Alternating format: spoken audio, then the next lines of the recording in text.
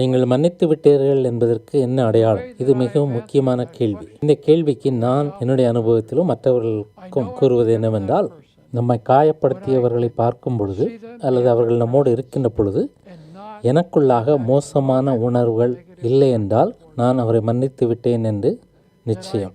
அவர் முன்னிலையில் இருப்பது எனக்கு சரியாகப்படுகிறது. ஆனால் இந்த மனிதன்தான் எனக்கு இப்படி செய்துவிட்டார், அவர் முன்பாக நான் இருக்க விரும்பவில்லை, இங்கிருந்து வெளியேற வேண்டும் என்று எரிச்சல் அடையக்கூடாது. அதற்காக அவருடைய நெருங்கிய நண்பராக வேண்டும் என்று அவசியமில்லை. அவரை முழுமையாக நம்ப வேண்டும் என்கிற அவசியமும் இல்லை. இதை குறித்து பேசியிருக்கிறோம். நம்பிக்கை சம்பாதிக்கப்பட வேண்டும். நம்பிக்கையை திரும்ப கட்டுவதற்கு காலம் எடுக்கும். ஆனால் இதில் அர்த்தம் என்னவெனில், அவருக்கு எதிராக இதை நான் வைத்துக் கொள்ளப் போவதில்லை என்று தீர்மானிப்பது. அவருக்கு முன்பாக இருக்கும் பொழுது எனது உணர்வுகளில் எந்த ஒரு இறுக்கமும் காணப்படுவதில்லை. அதற்கு மேலாக எனக்குள் ஒரு சில வாக்குறுதிகளை எடுத்திருக்கிறேன். 4 வாக்குறுதிகளை உங்கள் முன் வைக்கிறேன். நான் இந்த நிகழ்வையே பிடித்து கொண்டிருக்க மாட்டேன். என்னில் கசப்புணர்வை உருவாக்கிய காயப்படுத்திய காரியங்கள் எதுவாயிருக்குமாயினும் அதை நான் பிடித்து தொங்கிக் கொள்ள போவதில்லை. நான் இந்த நிகழ்வை மீண்டும் அவருக்கு எதிராக பயன்படுத்த மாட்டேன். இந்த நிகழ்வை குறித்து மற்றவர்களிடம் நான் பேச மாட்டேன். உங்களுக்கு தெரியுமா இந்த மனிதர் எனக்கு என்ன செய்தார் என்று? அப்படி நான் கூற மாட்டேன். இந்த நிகழ்வை எங்கள் தனிப்பட்ட உறவுக்கு எதிராக நிற்க விட மாட்டேன். இந்த உறவை திரும்ப கட்ட விரும்புகிறேன். அதை நான் செய்வேன். இந்த விதமாக பலர் செய்கிறதை நான் பார்த்திருக்கிறேன். திரும்ப திரும்ப நான் சொல்வது என்னவெனில், இது ஒரு செயல்முறை. இந்த செயல்முறையில் பின்னடையும் போது மீண்டும் மீண்டும் முயற்சி செய்யுங்கள். கசப்புணர்வில் முழுமையாக நிறைந்திருந்த என் மாமாவை பற்றி கூறியிருக்கிறேன். அவரை தவிர கசப்புணர்வினால் அழிக்கப்பட்ட எவரையும் நான் கண்டதில்லை. அது அவரை நெடுநாளாய் பாதித்திருந்தது. அது அவரை இறுக்கமாக பிடித்திருந்தது. அவருடைய கடைசி நாட்களில் சாகும் தருவாயில் மருத்துவமனையில் அவர் இருந்த நாட்களை நான் நினைத்து பார்க்கிறேன். நான் மருத்துவமனைக்கு சென்று அவரிடத்தில் கிறிஸ்துவை பற்றி கூறியிருக்கிறேன். அவரோ ஏற்றுக்கொள்ள மறுத்துவிட்டார். மருத்துவமனையிலிருந்து அவ்வப்போது எனக்கு தொலைபேசி அழைப்புகள் வரும். நீங்கள் உடனே வர வேண்டும், உங்கள் மாமா இறக்கும் தருவாயில் இருக்கிறார் என்று கூறுவர். இந்த இரவை அவர் கழிக்க மாட்டார், உங்களை பார்க்க விரும்புகிறார். நான் மருத்துவமனைக்கு சென்று அவரிடத்தில் பேசுவேன். நீங்கள் மரிக்கப் போகிறீர்கள், கிறிஸ்துவை ஏற்றுக்கொள்ளுங்கள் என்று வேண்டிக் கொள்வேன். நீங்கள் இயேசுவை அறிந்திருக்க வேண்டும். நித்தியத்தை எங்கே கழிப்பீர்கள் பாப்? அவர் உங்களை மன்னிப்பார். இவ்விதமாக அவரோடு பேசுவேன். ஆனால் அவர் மறுத்து விடுவார். அநேக முறை, எத்தனை என்று எனக்கு ஞாபகம் இல்லை. ஒரு முறை நான் சென்றிருந்த பொழுது நான் பொறுமை இழந்து விட்டேன். அவரிடத்தில் கடினமாக பேசினேன்.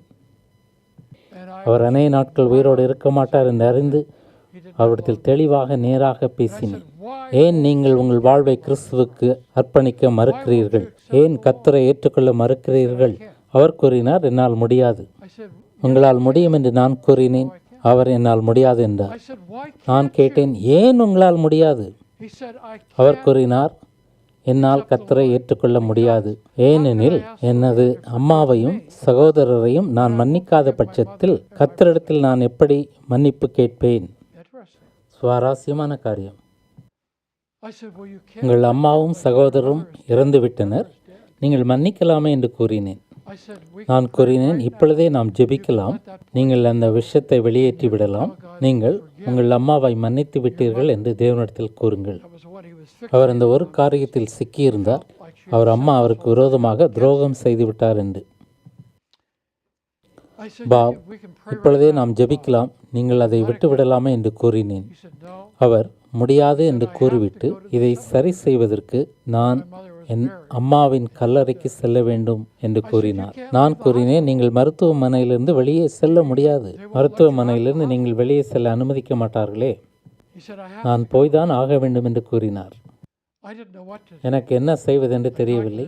மருத்துவமனை அலுவலர்களோடு பேசினேன், முயற்சி எடுத்தேன். ஆனால் அவர்களோ அதற்கு வழியே இல்லை என்று கூறிவிட்டனர்.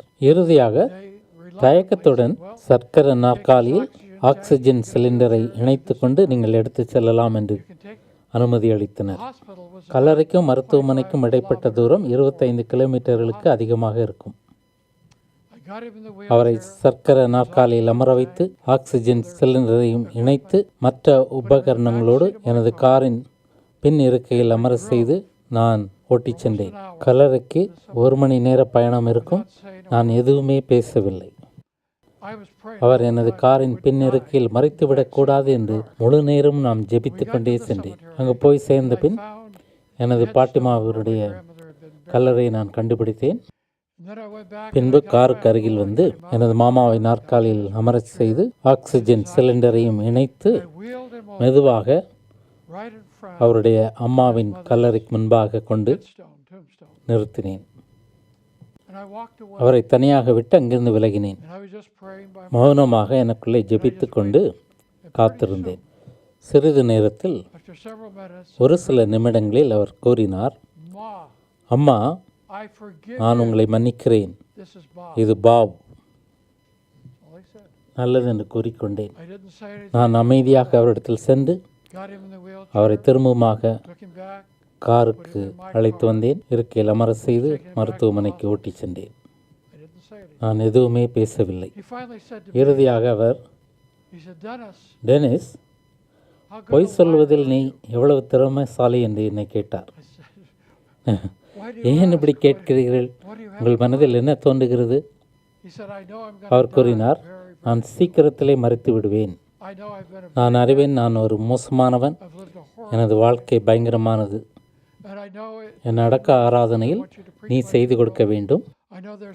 என்னை பற்றி நல்லதாக கூற உனக்கு எதுவுமே இருக்காது. என்னை குறித்து ஒரு சில பொய் சொல்ல விரும்புகிறேன். அவர் அவ்வளவு மோசமானவர் அல்ல. அவரிடத்தில் ஒரு சில நல்ல காரியங்கள் உண்டு என்று நீ கூறுவாயினால் எனக்கு நலமாயிருக்கும். பாப், யாரை குறித்தும் சிறப்பாக சொல்லக்கூடிய ஒரு காரியம் என்னவெனில், இவர் இயேசுவை அறிந்தவர், இப்பொழுது நித்தியத்திலே அவரோடு இருக்கிறார் என்று கூறுவதுதான் என்று கூறினேன். பாப், உங்களை குறித்து நான் இவ்விதமாக கூற முடியுமா? அமைதி. இப்பொழுது நீ கூறலாம் என்றார். எனது காரின் பின் இருக்கையில் கிறிஸ்துவுக்கு தன்னை அர்ப்பணித்தார். சில நாள் கழித்து அவர் இறந்துவிட்டார். அவருடைய அடக்க ஆராதனை நான் நடத்தினேன். அவரை குறித்து இதை நான் சொல்ல முடிந்தது. கசப்புணர்வு அவரை முழுமையாக ஆட்கொண்டு அழித்து விட்டது. அநேக உறவுகளுக்கும் தேவனுடைய உறவுக்கும் தடை செய்தது. அது அவருடைய குடும்பத்தையும் நட்பையும் ஆரோக்கியத்தையும் அழித்து விட்டது. அவர் ஒரு பரிதாபமான மனிதர். இத்தனை ஆண்டுகளாக இப்படி வாழ்ந்தது வருந்தத்தக்க காரியம். விடுவிக்கப்பட்ட இருதயத்தோடு வாழ்ந்திருக்கலாம். கிறிஸ்துவினால் விடுதலை செய்யப்பட்ட இருதயத்தை பெற்றிருந்திருக்கலாம். ஆனால் இல்லை. தேவனுக்கு நன்றி, இறுதி காலத்திலாவது அவர் இதை ஏற்றுக்கொண்டார். உண்மையாகவே அவர், அம்மா, நான் உங்களை மன்னிக்கிறேன் என்று கூறின பொழுது இந்த விஷம் அவருடைய வாழ்வில் இருந்து வழிந்தோடி விட்டது. உங்களை பற்றி கேட்கிறேன். இந்த விஷயத்தை உங்கள் வாழ்விலிருந்து வெளியேற்றி இருக்கிறீர்களா? உங்களை காயப்படுத்திய ஒருவரை மன்னித்திருக்கிறீர்களா? கசப்பான வேர் உங்களிடத்தில் இருக்கிறதா? அதை நீங்கள் மறுதளிக்கிறீர்களா?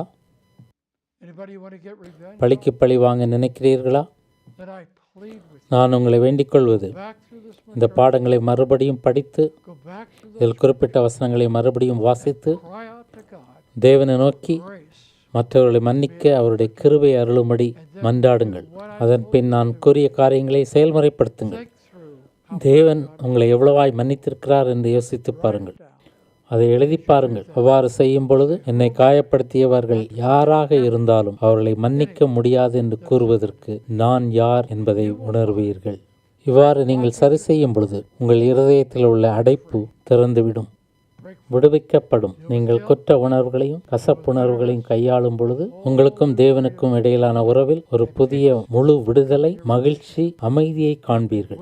அப்போது கலங்காத இருதயத்தை பெற்றுக்கொள்ளும் பாதையில் முன்னேறி செல்வீர்கள். இதை ஒரு நல்ல திட்டமாக நாங்கள் தொடரும் போது டிவிஎஸ் ஊழியத்தின் அழைப்பை நிறைவேற்றுவதில் உங்கள் அன்பான நன்கொடைகள் தொடர்ந்து முக்கிய பங்காக இருக்கும். உங்களின் அன்பான ஆதரவையும் ஒத்துழைப்பையும் நாங்கள் நாடுகிறோம். மேலும் விவரங்களுக்கு tvsseminary.com பார்வையிடவும்.